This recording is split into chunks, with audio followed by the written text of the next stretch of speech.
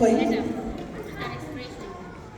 আসসালামু আলাইকুম সবাই, আমার নাম মারিয়া চারা আর আমি একটা কবিতা বলবো। আর এই কবিতার নাম পাখি মোটর। আর এই কবিতা লিখেছেন আল মোহাম্মদ। আম্মু বলেন পড়াশোনা, আব্বু বলেন মন দে, পাতিয়ে আমার মন বসে না কাঁঠাল চাপাল গন্ধে।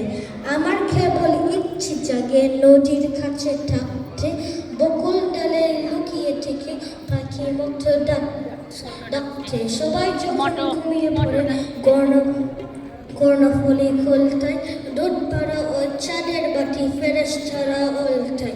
কেবল যখন ভাবতে থাকি কেমন করে উড়ব,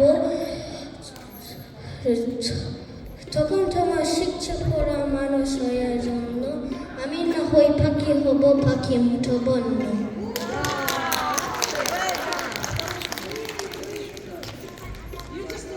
bird yourself. পাখি কি জানো? পাখি মানে কি? Bird? And you look like a bird today. Just have to go like that. Can I see? Yay! Amazing, amazing. Well done for the কবিতা. তোমাকে অনেক অনেক ধন্যবাদ. You done so well. Who just came to the room just now. We are